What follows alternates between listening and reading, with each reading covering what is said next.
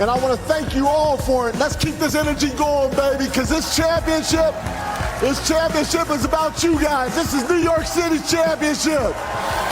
Without you, this wouldn't be possible. Let's go one time. Who let the dogs out? Who let the dogs out? I love you, New York. The number one hit on Spotify, I'm sure, in New York is Who Let the Dogs Out. Vinny Goodwill is in New York City at the celebration that just wrapped up a little while ago. Listen, Vinny, we know everything that went down there. We just heard from Jalen Brunson. What was his message, though, to the fans overall? Jalen Brunson's message, George, to the whole fans was don't pay attention to what the naysayers are saying. We know the doubts that have surrounded Jalen Brunson since he entered the NBA. When he got to New York, people said that he couldn't be the number one guy on a championship team, and he dispelled all of that with this dominant championship run. Other than that, it was a very live and festive atmosphere. There were people hanging off of light fixtures in the Manhattan area, people hanging out of windows. Even with everything that James Dolan said yesterday about not wanting to go into the second apron, it did nothing to dampen the mood of the players, even the guys like Mitchell Robinson and Landry Shamet. They were in great moods on the stage today. Alicia Keys came out there and performed her hit song that has basically made a revival 16 years later. Essentially 53 years in the making, a huge party, nothing damp about today. Even the rain that we all had to brave this morning did nothing to dampen the moods of the New York Knicks or the fans who came out here, probably in the millions. All right, so let me ask you this. Okay, you were there the whole morning. I don't know how early you got there, but how would you best describe the day in totality? Like, what stuck out to you? 6 a.m. That's what stuck out to me, 6 a.m., because that's what time I got here this morning. But last night, George, I checked into my hotel about 10:30. It was people on Broadway staking out positions for this ticker tape parade.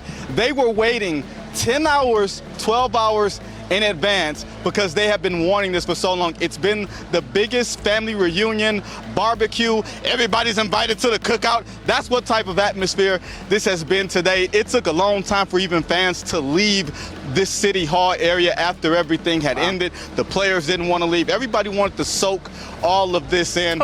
Like I said, George, it's been a huge, huge day for all New Yorkers involved. Awesome stuff, Vinny. Thank you so much for all your coverage all season long and, of course, today. All right, Vincent Goodwill with us here. Here's the deal. A look at the current 2027 NBA title odds at DraftKings Sportsbook. The Knicks have the fourth shortest odds at plus 650. The Spurs are just ahead of the Thunder at the top, and the Celtics are just ahead of the Knicks. Then a huge drop-off at number 5 with the Nuggets at 25-1. Now welcome in our friend Ramona Shelburne, Bobby Marks, our front office insider. Ramona, you were in San Antonio when the Knicks clinched, right? Yeah. So I guess what stood out to you when you think about this run? Well, there's so many things, but I think also, how do you succeed in life, in any spot you're in any job you're in? You have people around you that you believe in and that believe in you. And you saw two men up on the stage. There's William Wesley. We all know him as Worldwide West. There's Leon Rose. Those guys met 40, 50 years ago in a shoe store in Cherry Hill, New Jersey. Wes sold a young Leon Rose a pair of Dr. J's. That was how they met. They've been together for years, doing business together for years as agents at CAA, and now is in the Knicks front office. They went and found Jalen Brunson, who Leon Rose was Jalen Brunson's dad's first agent. Okay, he was his first client. They've been together for decades. Then they went and got his college teammates. You could not have surrounded Jalen Brunson with more people who made him feel comfortable and who believed in him and who lifted him up. And I think that's when you look back on this Knicks championship, you think it's a lesson in organizational success. It's a lesson in organizational behavior. How in any job, how do you succeed? You have people who believe in you and people who make you your best. Bobby, let's bring you in here. So there's going to be an inevitable conversation about trying to repeat. We haven't had one in 8 years. So there are no guarantees, even though they were on that stage. No one actually said, hey, we're going back. We're going to win it again next year. How well are the Knicks set up to maybe run it back next year and try to win a championship?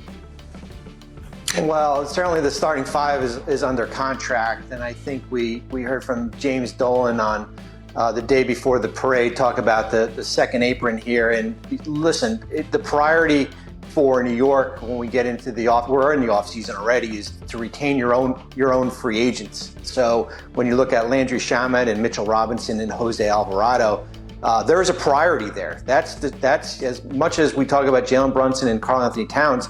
The strength of this team right now during the playoffs was part of this bench here. So that's the priority for New York, and for them to repeat, they're going to have to go out and bring those reserves back. All right, real quick, and we have that sound that you referenced there, but Ramona, what do you think the biggest challenge will be for the Knicks? I mean, look, it's obviously bringing everyone back, and Karl Anthony Towns is due for a contract extension this summer.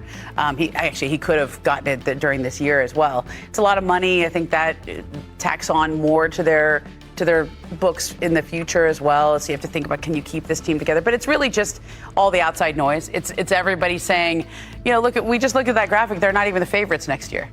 It's this idea that you can still get better.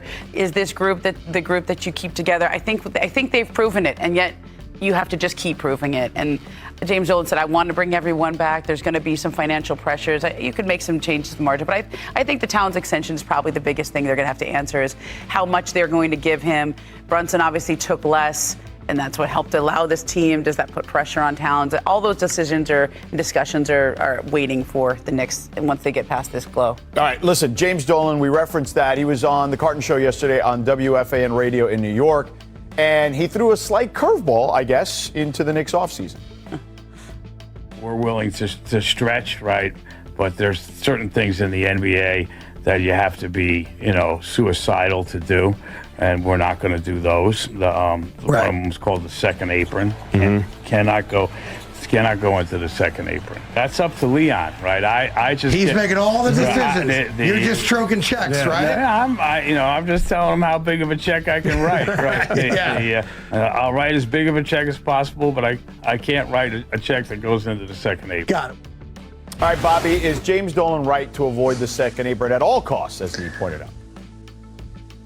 Can I give him partial credit for his answer here, George? Sure. When he talks about the second. Listen, the second. I think there's a lot of misinformation about the second apron. The second apron is for teams that do not have. You don't want to be in there if you're not a championship level roster, because it restricts you from adding from the outside, from going out and making a trade and taking back more money and signing free agents. But it doesn't restrict you to retain your own free agents. And certainly we've talked about the three that are a priority for them. And listen, if they don't want to retain them and they want to, avoid the second apron, then they're going to play the veteran minimum market there with their bench here. So I would say, yes, he's partially right, but when you have a championship level team like New York does, you do everything you do to go out and try to repeat here. Ramona, you mentioned some of the potential hurdles or obstacles that could be in the way of keeping the team together. But now I'm going to ask you your opinion. Should they keep the group together? I think you have to run it back. I mean, this group was so tight, and the closeness of this group was so important. I remember talking to people at just as the finals were wrapping up, and thinking, at the end of the summer last year, they had a chance to trade for Giannis Antetokounmpo. I think they'll still have that chance, right? These discussions are going to happen again. Do you revisit that? And I thought how different things would be if they would have somehow found a way to get that trade. Do they win this year? Without this group, with Giannis there and having to integrate him? I mean, probably.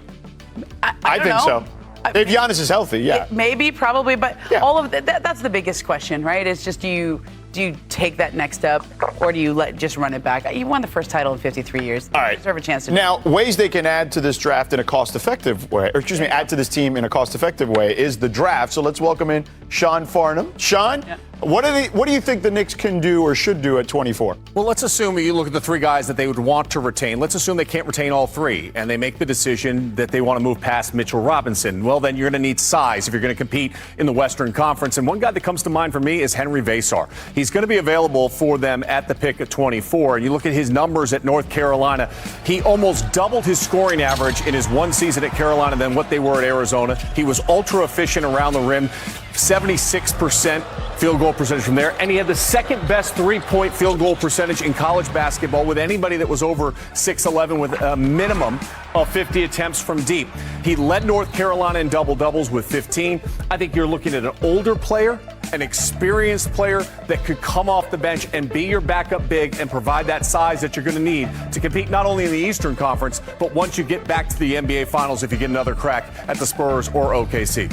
And you could run similar things that you run with Cat because of his shooting prowess, as you mentioned, for sure. So thanks, Sean. Appreciate it. All right, Knicks legend Patrick Ewing, front and center at the parade. He might have been surprised, though, to see his number 33 jersey hanging from the rafters up there. That's actually Dylan Jones's name on there. He wore 33 during the preseason with the Wizards. And I'm going to need a correction on that, okay? Yeah. Come on. Can't do that. 33 Come on, is pretty details, people, iconic. details. Yeah. He's an employee of the team. He's a consultant. Yeah. And your player Tyler Kolek didn't play in the finals, but he's still on the team. Check out this clip, NYPD stopping him. And he tweeted, "I swear I'm on the team, bro." Oh, no. By the way, I remember Austin Reeves' rookie year. I was at a Lakers game, and that happened to him Poor once. Tyler. So. He played a pretty big role in the But this is a big deal, right? Yeah, it's a parade. He really did play. All right, still to come. 5 days away, could Cam Boozer actually sneak his way into the top 2 of next week's draft? Our insiders break down